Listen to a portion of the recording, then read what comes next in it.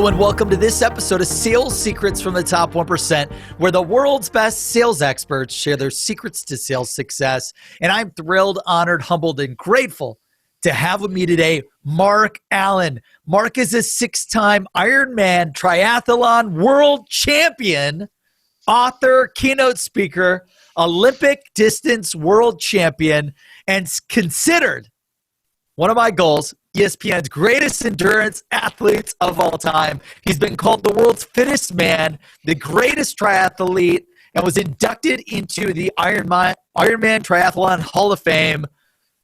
Wow, Mark, since leaving the sports industry after a successful 15-year career, you now coach some of the top Fortune 500 audiences throughout the world. And we're thrilled to learn everything and anything from you to become the world's best top 1% salespeople. Thank you so much for joining us today. Hey, it's my pleasure. I love telling my Ironman stories. I love sharing them because, they are certainly about sport. The canvas is sport, but the challenges to being your best are the same regardless of what you're doing, whether you're obviously in sales. There are challenges with sales. And, if I was to just in a nutshell think back, what is it that was unique about what I did in triathlon? Because, growing up, when it came to sports, how it was like in elementary school when teams were being picked and all the kids would line up. I was like the last guy to be picked to be on the team because people didn't look at me and go, wow, athlete. They looked at me like, oh, this guy's going to be a handicap if he's on our team because he can't handle a ball. He's not aggressive. He's just not a sports person. And so, when I was a young kid, there was zero foreshadowing that I would end up being at the top of a sport. And so, I think that just goes to show people that if you land in something that's a passion for you, and you dedicate time, dedicate your energy, never give up, just keep refining and evolving how you do your work or how you do your sport, how you sell your products, that you can work up to that top level. And most people that I have seen, everybody wants to be successful. If you're an athlete, you want to be a world champion, you want to win a gold medal, you want to set world records. But wanting to do that and doing the work that's required of it are two very different worlds. And there has to be a certain amount of surrender to the work of your goals. And, one of the books that I wrote, it's called Fit Soul, Fit Body, 9 Keys to a Healthier, Happier You, that I co-authored with Brant Secunda, who was very instrumental in helping me become an Ironman champion. And one of those 9 keys is to live what you ask for. It's like, okay, I want to be this great person, this great athlete, this great salesperson, but am I willing to live what I ask for? And so there's just has to be that surrender to the work of your goals. And a lot of people don't think of success as being equated to or related to surrender. But as an athlete, you have to look and go, okay, I want to win Ironman. I didn't win it this year. What did I do wrong? What can I do better? And probably as you start to get close to your peak potential, the things that you're going to have to change to make that final leap up to the top level are going to be things that are very hard for you to change. Otherwise, you would have done them already, right? Right. And so, anyway, I just launched into something there. I hope that this is perfect. I mean, it kind of reminds me of like trying to go from new to sales to a top 1% producer, whether that's making 6 figures, 7 figures. Like, it sounds like you're big on the retrospect of, okay, like you ran a race. How did it go? What did I do well? What did I do bad? What can I improve? It sounds like you're constantly just doing that every day. Possibly every day. Is that how it goes? Yeah, you don't want, in my experience, you don't want to be changing things every day because let's say, as an athlete, there's a lot of different paradigms of how you can get more fit, right? And the same with sales. There are many theories on how you can become a top salesperson. And so you got to pick a few things that you're going to use and put them in play and use them over and over and over and see, are they effective or not? If today you're doing one theory and then tomorrow you're doing something different, the next day you're doing something different, the day after that something different, you'll never really optimize. Yeah. You're never going to optimize the impact and the power of that particular theory or way of training or sales technique or tool. And so, yes, I always was trying to evolve into not only a better athlete, but a better person through sport. But at the same time, I tried to give things a long enough run to be able to see, is it effective or not? In athletics, there's, like I said, many different ways that you can get fit and theories on how you should optimize your training to be the best you can be. It takes a whole season of me trying something before I actually know, is it working or not? Is it effective or not? And so, there has to be some consistency with what you're putting in place, not jumping from one thing to the next all the time. But then again, reach points where you do assess. You step back and you go, is this working or not? Am I getting faster or not? Am I becoming more effective in my goal of becoming a top salesperson or not? And if the answer is I'm not, then that evolution and change will need to take place. Yeah. So when you when you were growing up, did your parents, pound into you, you got to be the best athlete in the world? Like where does it, where did this come from? Like, everyone, because I know what I'm thinking. I know what probably the audience is thinking, like, how the hell do you go from, normal Joe Schmo to becoming, ESPN's greatest endurance athlete of all time? Like, how does that get started? How does that develop?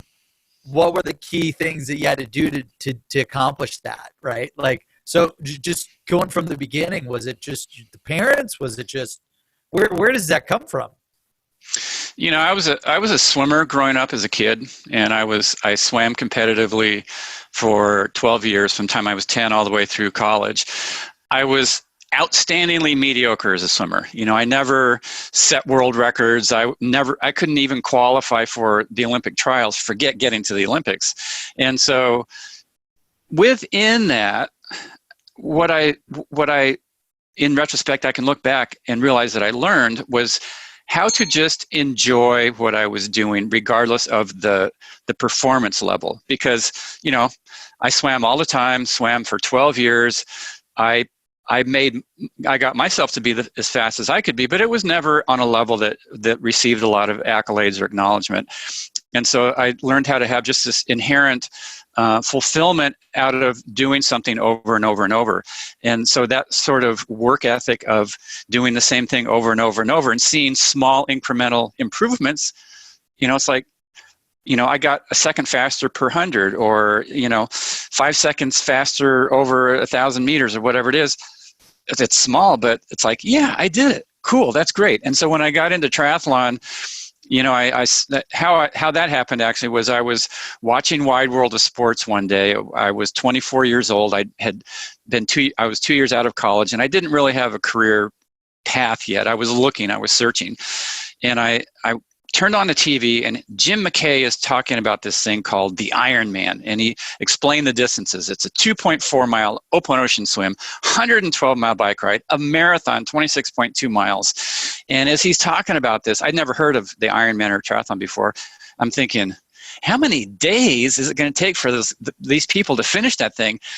And then, of course, he said they start at 7 in the morning, and the last finisher has to finish before midnight, 17 hours later. And I thought, these people are absolutely nuts. There is no way a human body can do that. But, as I watched, these seemingly ordinary people were crossing that extraordinary Ironman finish line. And, about 2 weeks later, I thought, I want to go there and see if maybe I can just finish the race. That was my first goal in the sport. And so, this wasn't part of some big plan to become the greatest endurance athlete of all time. It didn't come from my parents driving me to, be this great athlete. They always tried to just instill, like, in me to be willing to work at whatever it is that you're doing, and to have it be something that you enjoy, that you have a passion about. And if what you're doing there's no passion in it, find something else. And even if it doesn't make sense in the beginning, and so that's what Ironman was. It's like, I'm going to just go there, train for a year, and see if I can maybe cross that finish line. And so it started with just the simplest idea. And I think that's how all great things start. Simple goal of like, hey, let me just try to figure out if I could even do this. Yeah, and over time, as I went through that first year, I saw that I actually kind of had a knack for it. My body is put together to be a triathlete much more than it is to be a great swimmer. And I was enjoying it. I was loving it. I was outside. I was training. I was working at the same time also. But on my days off, I would just go out and do as much as I could. And I could see these improvements happening, and it was really fulfilling. And I love moving my body like that. And so, when people get into sales, I'm sure there is a simple nugget that drew them into it, whatever that is. And then you slowly build on that and see where you go. You weave through, you're doing one way, selling a particular product or working for a particular company, and then maybe that branches into something else, and you build this foundation of success, and it happens very slowly over time. Nobody just steps up to the plate first time and becomes the Ironman champion. The first 6 years that I went there, I did not win. I got second place twice. I got third place once. I got fifth place twice. 1 year I had to drop out because my derailleur broke on my bike, even though I was in the lead at the time. And so for 6 years, I'm seeing that I think I have the potential. Was that the first 6 years, by the way? The very first 6 years that I raced the Ironman. So literally the first 6 years, you're kicking ass like one of three positions right away? Were you just trained? How do you do that? Because I like to coach people like, hey, the first years you're going to work hard and it's going to be terrible. And then the second year it gets a little bit easier and a little bit easier. But it sounds like for you, like, okay, I want to be a triathlete. And literally whatever you did prepared you to go, 1 to 5 position, which is insane to me. You had to be doing. What were you doing differently than everyone else then? Like I said, so much of any level of success has to do with kind of how you're hardwired, whether it's mentally, emotionally, or in sport, physically, for sure. And like I said, I'm put together physically to swim, bike, and run, combine those together a lot more than I would than I am to be just a runner or just a cyclist or just a swimmer. And so I kind of had the body type for it. So right away I had this natural genetic thing, but there's a lot of people who have the same, levers that I do. I had the base of 12 years of swimming. So it wasn't like I was coming in off the couch. True. You had swimming done. Yeah, I had 12 years of basically swimming every day. So I had that cardiovascular engine. I had that internal engine. And then I combined that with a sport where I was kind of put together to do it. And all of a sudden, it was much easier for me to be closer to the top. And then also, when I was a swimmer, I had this mental tape in my head that would be something like this. Oh, if this guy next to me got even a half a stroke ahead, that meant he was going to win the race and I was going to lose. I could win races if I was in the lead, but if I got behind, I just kind of gave up. When I got into the sport of triathlon, I saw that, wait a minute, that tape doesn't have to be the way it is. If somebody gets ahead of me early in the race, that doesn't mean it's set in stone that they're going to win and I'm going to lose. Be patient. Relax, get into your rhythm, see if you can slowly catch back up. And that was a huge mental shift for me also. And, we all know how that can go in life. We have our ideal plan of how our sales are going to go, and we want to hit markers all along the way throughout the year so that at the end of the year, we're at the level we want to be. But life may not follow that ideal plan. So maybe in the beginning of the year, nothing seems to be happening. You're making the calls, you're having meetings, nothing is grabbing. So what do? Go, it's going to be a failure of a year, let me just give up? that will never get you to the top. You know that. We all know that. Never. And so it's like, just stick with it. If, stick with your paradigm of how you're going to do this, and keep chipping away, because for every failure, if you want to call it a failure, that's just laying the groundwork for a success to come. And so just keep that faith. In the race, that's what I had to do. When I was behind, I had to just keep holding on, keep moving, keep going. And then slowly I would catch back up to somebody who passed me, who was going, let's say, too hard early in the race. And then, then I moved from 10th to 5th to 4th to 3rd to 2nd, like that. And so it's kind of like, how do you pace yourself through life? How do you pace yourself through the year?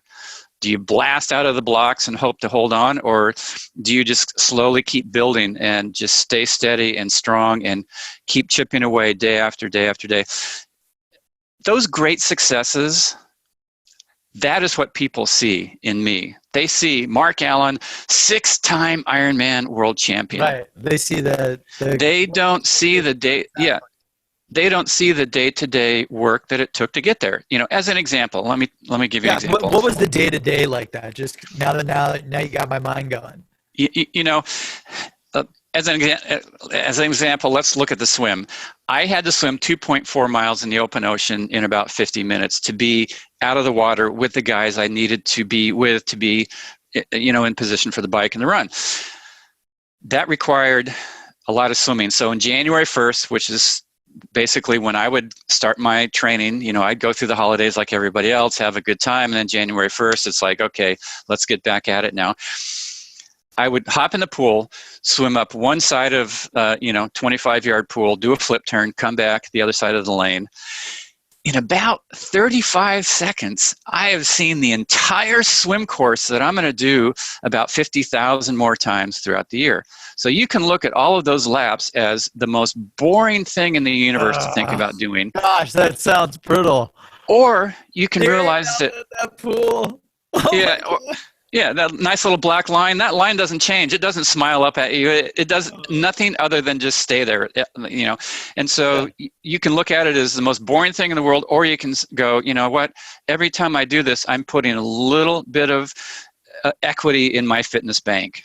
And at the end of the year, you go from being out of shape to decent shape to good shape to world-class shape. You're like, every lap I do, it just adds another notch on the belt. And if I add as many notches as possible, at the end it's going to pay off. Absolutely. And that's the unglamorous work. And that's doing the work your goals are asking you to do to achieve how do you the stay success motivated when you're in that pool, right? Staring down at the bottom. And by the way, are you doing this in San Francisco? Or are you doing this in San Diego? Because January, it's cold. The water's cold. Well, I'd spent my winters training in San Diego, and then in the summers I'd go out to Boulder, Colorado. So I had these two amazing training grounds and very different environments. So it was a good rhythm. Yeah, January in San Diego is pretty nice, so can't complain there. But it's easy to be like, hey, you just have to think about the long haul, right? Rich Roll, I don't know if you know Rich Roll, but I interviewed him, and he was a big influence on me going full-time vegan and getting into just plant-powered living. And, he coached me on hey, do it over the long haul, do it over the long term. Don't think about today, think long-term. And I know he's a big endurance athlete as well as you are. It's easy to say, stay focused, stay motivated, but when you're going into month 1 or month 8 and you every day jump in that pool, how many laps do you have to do in that pool? Every session, do you think? Yeah, most of my swim workouts were between 4,000 and 6,000 yards, and it would take about an hour and a half to do. And so, each one of those, if you're looking for the day-to-day small nuggets that lay that foundation of success, if you're looking for each one of those days to be this incredibly exciting moment, you're going to be let down. However, if you can just sort of keep your mind quiet and just put in that work and feel empowered knowing that you are doing that work, and that is the work that will lead to success. It may come earlier than you thought, it may come later, but it will come if you do that ground level work. You have to have this intrinsic belief that what you're doing today, no matter what your body or mind tells you, it will pay off eventually down the line. Yeah, and there does have to be a certain amount of fulfillment, not necessarily enjoyment, but fulfillment in doing that. So, like in the journey, fulfillment in the journey. Absolutely, in that journey, getting yourself to be a little bit better at whatever it is that you're doing each and every day. So as a swimmer or cycling or running, each day I'm going out there, like an average day for me would be hour and a half swimming, yep. 2 to 4 hours, sometimes 5 hours on the bike, and anywhere from 30 minutes to 2 hours of running. And it varied. Wow. But each one of those days is, it's like I said, it's empowering knowing that you're doing that work, because not everybody's going to do it. And the more consistent you are with that day-to-day work, you're going to see that you're slowly separating yourself out from the people that come up with the excuses to knock off early, or come up with the excuses to be in the office, but they're not really doing the work. It's one thing to give everything you have, even if your success looks impossible. It's very different to just sort of stay in the game, but not give it all that you have. And let me give you an example of that. The last year that I raced Ironman, I was 37 years old. I was trying to win my 6th Ironman title in 6 starts. Wow, nobody had 6. Yeah, nobody had won 6 out of 6 starts. Nobody had won as a 37-year-old. So I was trying to do 2 things that were completely first-time achievements. I couldn't Google how do you win the Ironman at age 37 and win your 6th title in 6 starts. There was no answer. I had to discover that out on the race course. My ideal was going to be that I was going to take the lead early, hold it all the way, set a new world's record. I had all these ideals, right? Well, partway through the bike ride, I got passed by a whole bunch of guys who were much stronger than me on the bike. The winds were absolutely horrendous that year. The Ironman takes place on the Big Island of Hawaii, and so it can be extremely windy. It's very hot always. It's very humid. And so right away I saw there was going to be no world's record. And when I came off the bike, I was 13 and a half minutes behind the guy who was leading. 13 and a half minutes. Nobody had ever come from 13 and a half minutes down to be the Ironman champion. And so now here's level 3 of impossibility, right? I thought, that's impossible. It was such a big chunk of time. I realized I had to make up 30 seconds a mile every single mile of the marathon if I was going to catch this guy who happened to be 24 years old, 13 years younger than me. If I was going to catch him at the finish line, and that seemed impossible. I couldn't wrap my mind around that. And so I thought, what can I do? What thought will keep me in this game? And I thought, let me see if I can just make up an inch or a second every single step of this marathon. That was a small enough chunk that I could manage it internally, mentally, emotionally, spiritually. And so, if you're facing something that looks completely impossible, a goal that is, it's staying further out in front of you, you don't feel like you're getting any closer to it. What's the small chunk that will keep you fully engaged? Find that. What is it? And so I set out onto the marathon. I was trying to just draw in as much positive energy as I could. Right. I was about to say, how do you not get demotivated? That no one's ever been 13 minutes behind and come back to win the marathon, and you need to do it 6th time to beat the world record, Guinness Book of World Records. Yeah. How do you not freak what were you saying to yourself? You're on the bike. I'm 13 minutes behind. If I don't do this, I won't get the world record. No one's ever done it before. How do you not quit, give up, demotivate yourself? What were you saying? It will be okay. I'm just going to continue working my ass off. Well, like I said, I finally broke it down into a small enough chunk that I could I could sort of wrap my mind around that concept, make up an inch or a second every step of this marathon. And so then I started out, and I was trying actually to keep my mind quiet, because I knew that if I thought about how difficult this was going to be, I would, that committee of one in my head would go off, and it would be then telling me. Then you'll start losing the time.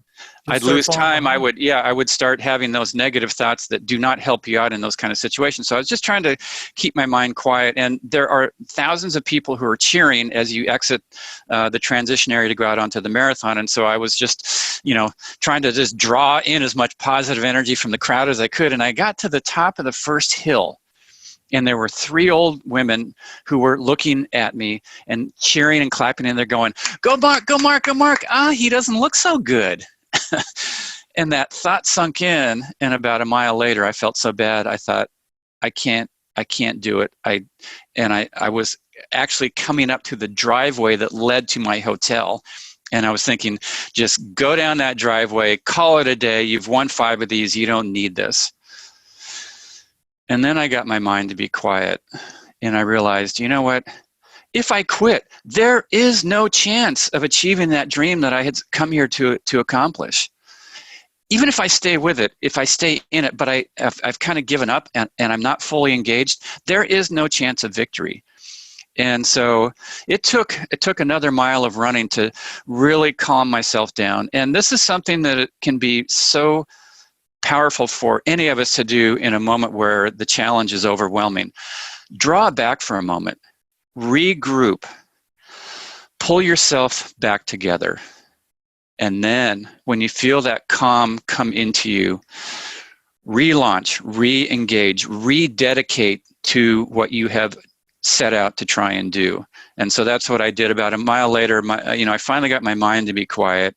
And then it's like, whew, maybe victory isn't in the cards for me. What will be a success for me today? And I realized, you know what? The way I feel, which was actually pretty lousy, I didn't have energy. My legs were tight. My shoulders were kind of up like this, and I wasn't in the flow. And I thought, the way I feel right now, if I could somehow get to that Ironman finish line, that would be a success. That's what motivated me in the very beginning to get into the sport, to be an Ironman finisher. I knew this was going to be my last Ironman, and so I said, yes. Even if I have to walk every step of this marathon, I am going to cross that Ironman finish line, and that effort will be worth it. And literally in the instant I said, I will cross that finish line, the guy in 4th place, 10 seconds ahead of me up the road, stopped. He stretched his back. I passed him making the first pass, and suddenly the whole world of opportunity began to open back up. And slowly, I did. How much time did you have left? That was early in the marathon. That was about 3 miles into it. And so I had, 23 miles of running to go. I moved from 5th place into 4th, and then eventually into 3rd. And then about the half marathon point, I moved into 2nd place. With 8 miles to go in the marathon, I was told that the guy who was in the lead, Thomas Hellriegel, was 4 minutes ahead of me. Okay. So if you do the math, yep, I'm still on pace to catch him at the finish line. I was making up 30 seconds a mile, but I was still only on pace to catch the guy at the finish line. And that is not a good place to catch a guy who was 13 years younger than you when you are sprinting for the Ironman World Championship. And so once again, I knew I needed something extra, but I couldn't figure out what it was. And I reflected back. Brant Secunda, who I mentioned, we wrote that book together, Fit Soul, Fit Body. He had helped me in all of the years that I was winning, and that's a whole story in itself. But this particular year, he really worked with me to help me to just develop that ability to be quiet, to trust. Because a lot of times the only thing that can keep us going is just trust that no matter how something's going to turn out, it's going to be okay, and we will be able to find a little bit of gold in the finish, in the result, no matter what. And so he also said, you know what, the Big Island is this amazing, powerful place. If you need help, call out. And so, I kind of waited till NBC was a little bit further away, and I said, hey, Big Island, help me out here. I'm going to give everything I have. Even if I come in a second behind Hellriegel, even if I completely blow up, I need something extra. The next mile, I made up 40 seconds. The one after that, about 50, and the mile after that, about 1:15. Finally, I caught Hellriegel at mile 23 of the marathon, made the final pass of my Ironman career, and won that sixth and final title. Hold on. Say that last part again, because you flew through the end. So you went from second place, 8 miles in, 4 minutes behind, right? Yes. And how many total miles are there in, just for the audience? Remind the audience, how many are in a marathon? The marathon is 26.2 miles. So at mile 18, 8 miles to go, I was 4 minutes back. And I was still closing the gap, but the relative distance between me and Thomas Hellriegel, the leader, was exactly the same as it had been at the beginning of the marathon. You know, I was making up 30 seconds a mile, but I was still only on pace to catch him at the finish line. And so, you know, eventually, once again drew back, got my mind to be quiet, and said, let me just give everything I have here. I regrouped, I relaunched, I re-engaged, and this is so important. You know, there's such a difference in your performance between being 90% engaged and being 100% engaged. You know, if you're 90% given 90% of your effort to something, you're saving that last little 10% as just sort of like your excuse if it doesn't work out, right? Mm-hmm. Because it's a huge risk to give 100% of what you have to give, because you just don't know how something's going to ultimately work out. Life does not give you that kind of guarantee, though. Life does not say, Mark Allen, if you give 100% of what you have to give, I guarantee you're going to win this race. That life does not give us those kind of guarantees. Life is just begging us to give our best every moment of every day. Some days that effort is going to be better than others, right? But giving everything we have, especially in those critical moments. You know, this was a critical moment. I had won the Ironman 5 times already. I knew how to win the race, but this was a very different kind of dynamic. I had never been that far behind. That much before, right? Yeah, and nobody had ever come from that far behind to win.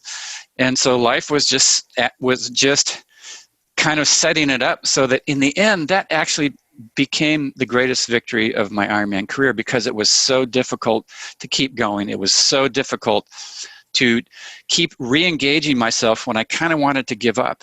And with 8 miles to go, 4 minutes back, I kind of called out to the island. I said, I need help. And, you know, I knew that if I gave 95%, it wouldn't be enough. I had to give 100% of what I had to give each and every step of those closing 8 miles, everything. And in the end, you know, it did work out. And so it's easy to say give 100%.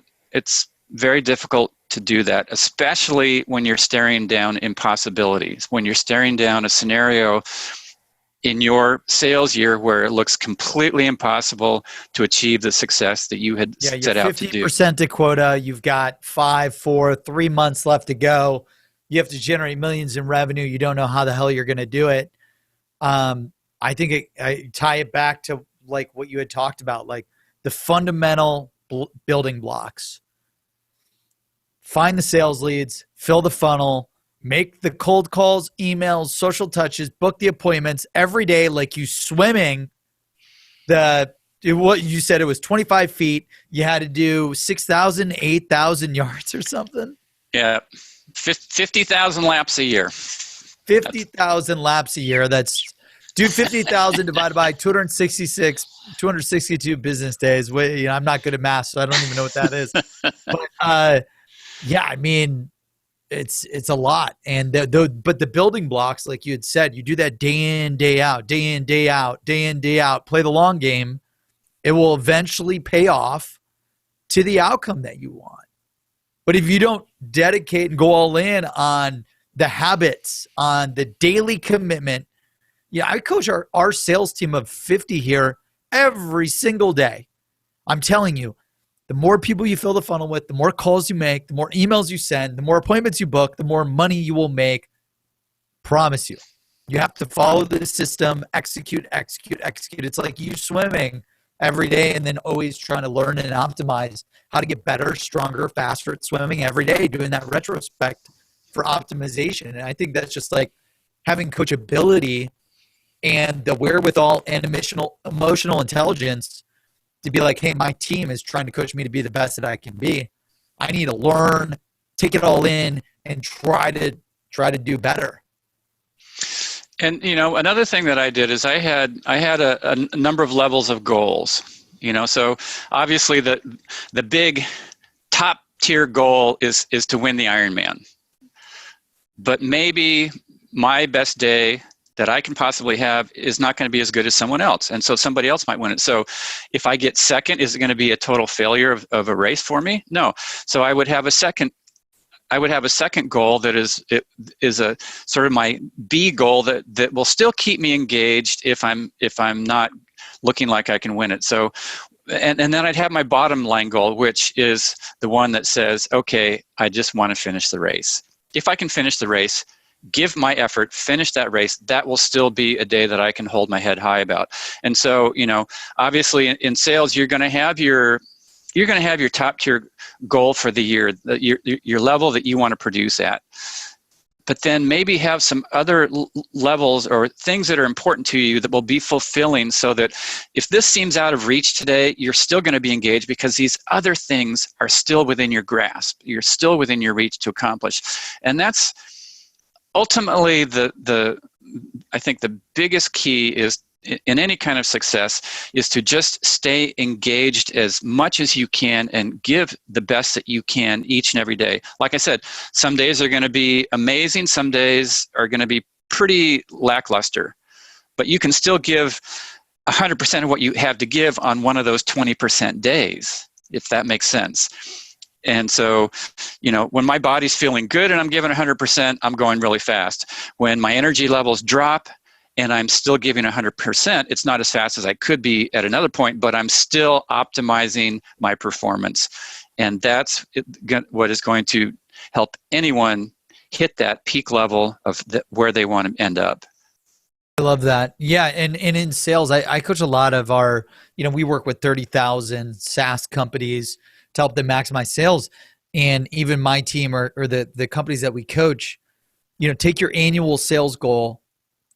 Say for you, it's winning the Ironman. For the sales team, it's crushing their number, it's meeting quota, whatever it is. I say break it down into monthly, weekly, and daily goals.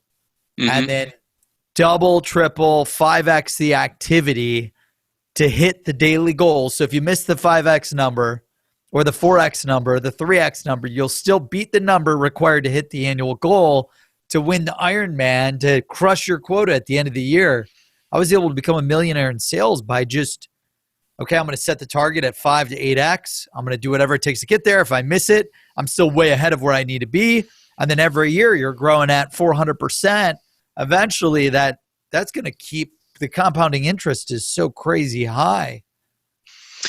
That before I was able to win that first year, it happened to be in 1989. There was a gentleman that was setting the standard, a triathlete named Dave Scott. He also won 6 Ironman titles during his career. They weren't consecutive, but that's irrelevant.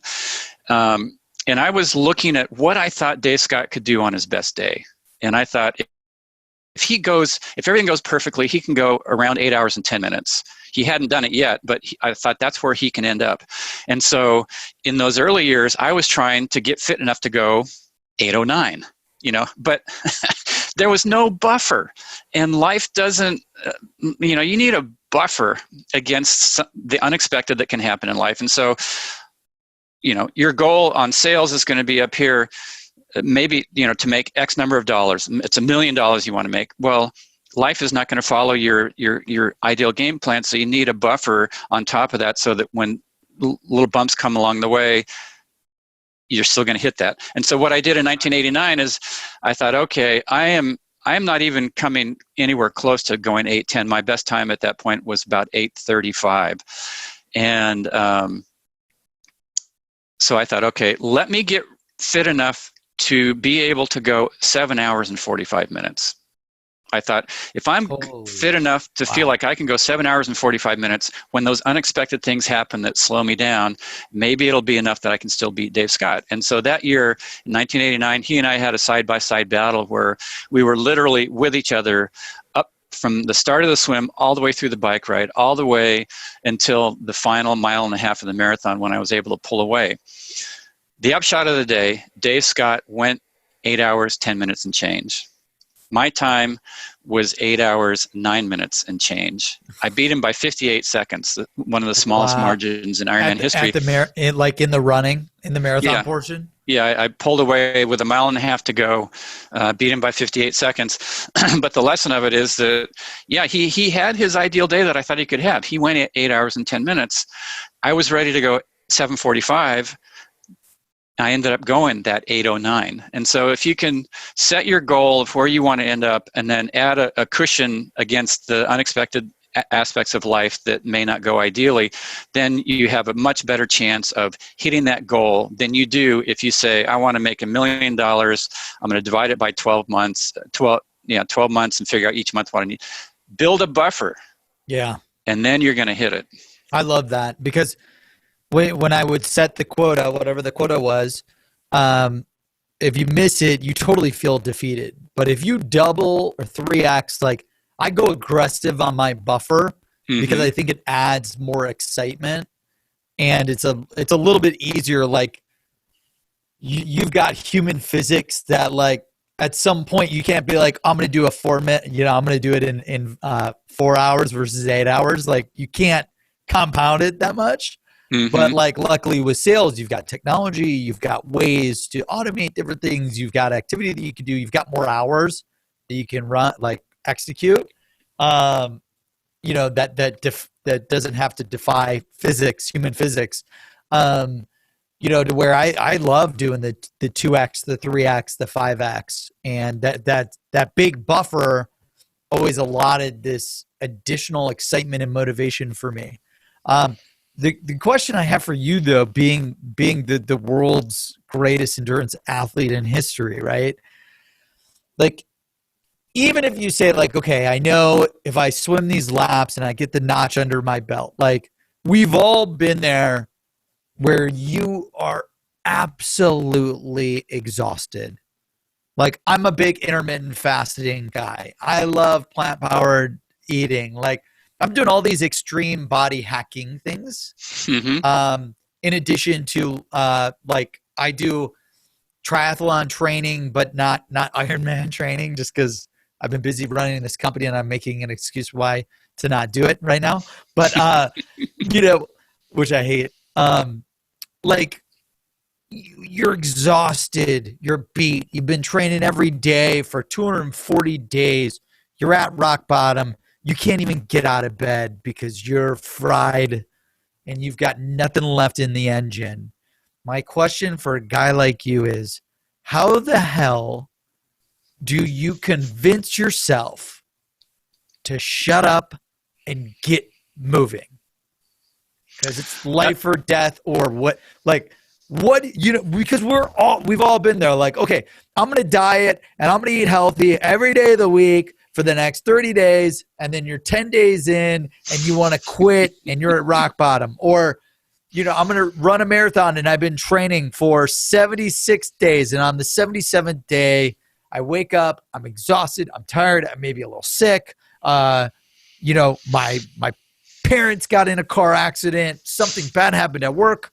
Like, when all this exponential stuff, whether it's health or external factors, come and crash, how do you stay motivated and get unstuck? Because a guy like you, to go 6 back-to-back,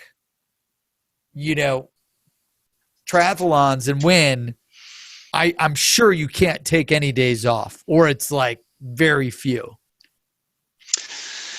Well, this is, I think, a really important question for people to have in their mind.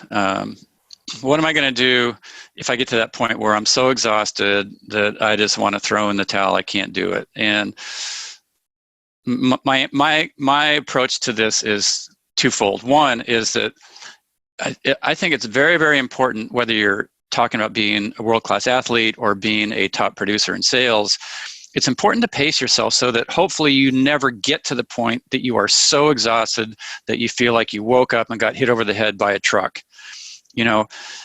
And to accomplish that, there's going to have to be a certain amount of flexibility in your workload, your work volume, the pace that you go at. Some days you're going to have a lot more energy than other days, and so you go full bore. And the days where you're just not on top of your game, you can still give, like I said, 100% of a situation where you're not working at peak capacity. But to try to match that 100% every day, it will burn you out. And if you get burned out, you're not working. And if you're not working, you're not producing. Same as an athlete. If I train so hard that I get completely burned out or injure myself, then I have to take days off and I'm not training. If I'm not training, I am not getting more fit. And so first and foremost, try to figure out on a both day-to-day basis, but also over the course of a year, how can I pace myself so that I don't ever hit that deep level of fatigue, exhaustion, burnout? Secondly, some days you're not sure if you're burned out or you're just being friggin' lazy. And so, athletically, what I would do when I was unsure is that I would just go out regardless. I'd just start out a session, whether it was to be something short or maybe a big, hairy, long bike ride. I get myself going. Once I get out the door, give it 30 minutes or an hour into the workout, and then see how I'm feeling. It's like usually 99% of the time, it was just that I had a hard time getting out the door. But once I got out the door, then everything clicked in. Got to get started. You just have to get started. And when you're in that stuck situation or lazy or lethargic, you would just get up and jump in the pool or get up and go for a run or a bike ride? Just get started? I would just do whatever it was that I had planned for that day. I would start it. And like I said, 99% of the time I realized I was just kind of lazy, or I was just wanting to do something maybe different, but this is actually working. And so again, first and foremost, try to pace yourself day to day, also over the course of a year, so that you don't get into those deep, fatigued, exhausted, mind-numbing situations where you can't even fathom doing another phone call or email or meeting. Of course, high levels of success require a lot of work, and so sometimes maybe misjudge, and that's okay. If you misjudge and you find, I do need a break, consider it a regrouping. If you need an easy day, take that easy day, knowing that you're going to regenerate and recharge yourself, and then tomorrow you're going to relaunch much fresher, more committed, and fully engaged again. And that's what I would do. Some days, I would say my body is just telling me I need to really back it off, and maybe I do something easy, but nothing that I would really consider training. And then the next day I'd wake up fresh again and I could do it. So pace yourself day to day, and also go over the course of the year. And if you hit a situation where you do need to give it a break for a second, do it. Honor yourself that way. And then the third piece is, if you're not quite sure, am I really in deep need of something, or am I just being the lazy guy today? Go out, get started, make a few of those calls, plan a meeting regardless. For me, get out and do a run, a bike, a swim, and then see how I feel. Like, okay, yeah, I just needed to, it was a slower start today than I would have liked, but now I'm in it, and that's cool. I'm getting it done. That's awesome. And one of the last questions, I love that advice. Thank you so much, Mark, for sharing all of this. And I know the sales audience here, our 1 million viewers, everyone's going to just take so much from this and apply it. Like, I think to that, it's just like, get up, get to the office, start prospecting, start finding people that you need to sell to, pick up the phone. That compounding interest, like when you don't want to go to the gym, or you don't want to work out, or you don't want to start selling, cold calling, emailing, you just get started. And then it creates this winning pendulum, and the compounding interest. It's like investing. You're investing in yourself. You're investing in your success, your income, your revenue, your sales. It will pay off. Just get started. And 95% of the time, it's probably laziness, and you just got to get moving. When it comes to, for me, selling $100 million in sales for Google, IBM, and building two multi-million-dollar companies. I had to go through a lot of sacrifice since I was 18.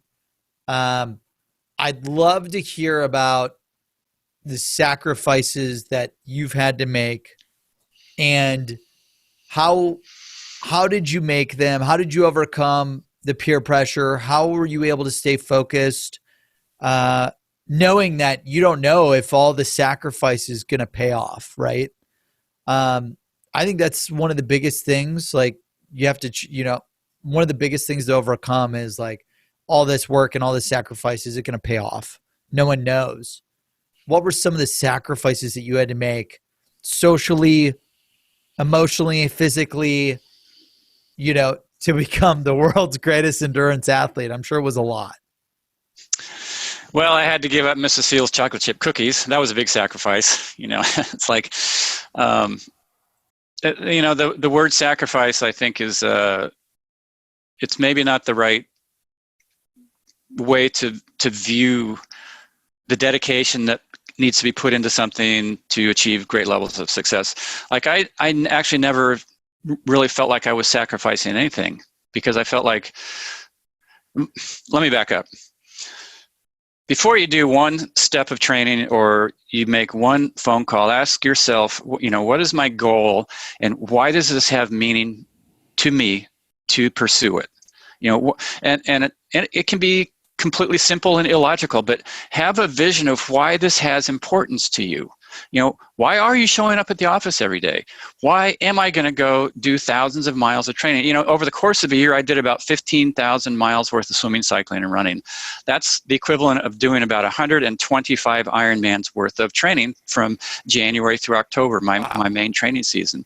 Unbelievable. And so each year I had to ask myself, why does this have meaning to me to put in all that work? Once you have that vision, then you see that this work you're doing does have meaning. And if it has meaning, it's fulfilling and it's not necessarily a sacrifice. Yes, there will be things that you won't be able to do because you're pursuing this goal or this, this level of sales or this accomplishment that I wanted to do in a sport. I had to go to bed earlier than some of my friends. I didn't go out and party on Friday nights because I had a race on Sunday or whatever it is. There will be things that you won't do because you can't do everything all at once. So if you're pursuing this amazing goal that has meaning to you, yep, this other stuff that you let go along the way, it's like, well, matter. that's just part of what I have to do. It's not really a sacrifice because I am so fulfilled by this journey that I'm on to just even have the guts to have a dream that's that big. I think that's pretty cool.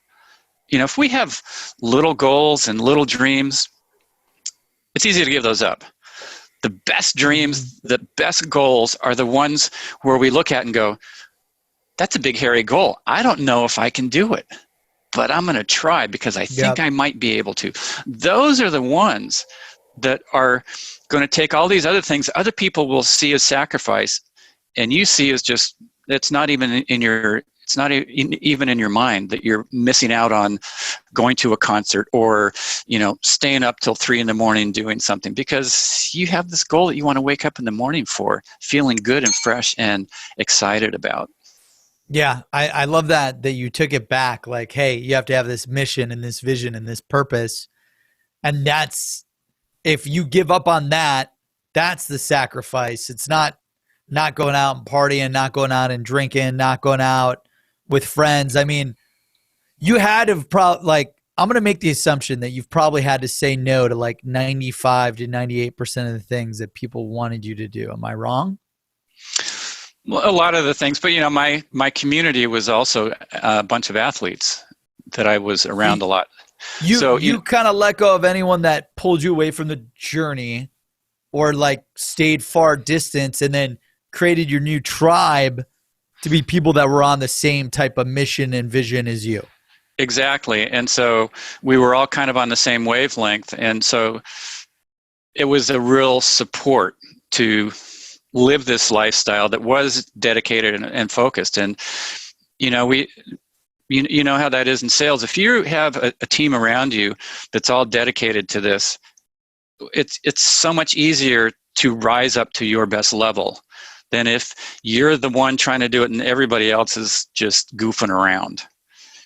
So yeah, it's that tribe, that community of support, that team of people that's engaged in the same thing you are, that's supporting you and that you're helping support. Like as an example, almost all my long bike rides I did with my training partners, because I knew that if I woke up in the morning and I had to go ride 5 hours or 6 hours by myself, that I could probably come up with about 1,000 excuses of why that wasn't such a good idea. Right. However, if I know that I'm meeting 5 or 6 other athletes at a particular corner at a particular time, I know that I'm going to be there, because if they're waiting and I don't show up, they're going to be pissed. Yep. And so, there's that accountability that happens when you have a great tribe like that, and it just keeps you on track. And it's it's so supportive, and it's really cool because you are sharing this journey together. Yeah, no, it's interesting. I remember when I launched my first company when I was 18, it was hard for me to say no to the different parties, or it was hard for me to not go out on the weekends, and instead during the day on Saturday and Sunday work my ass off. I just had to do that. I had to sacrifice things that other people valued for the thing that I valued more, which was building these big companies. And now I just told the whole world that my goal is to build this company here at Seamless.ai that positively impacts 1 billion people and does $1 million in sales a day.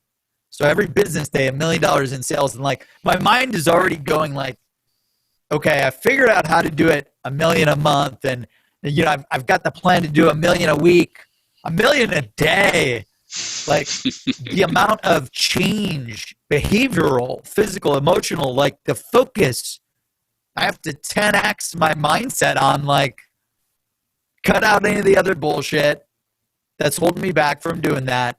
And I got to go all in, strategically hard over long periods of time, like you talked about. I used to be the guy that you talk about, Mark, where you yo-yo. I was a yo-yo, up and down and up and down. And I'd lose 10 pounds, and then I'd gain 30 pounds, and I'd lose 40 pounds, and gain 50 pounds. And I'd work out, and I'd run 10 miles, and then I'd quit for 6 months because I didn't mentally have the wherewithal like you did. Small improvements over long periods of time, executed daily, day in and day out, will get you to where you need to go. I think that's the biggest piece of feedback that you've shared with the audience that I'm taking away is daily micro improvements and optimizations and learnings. It's not about going really hard.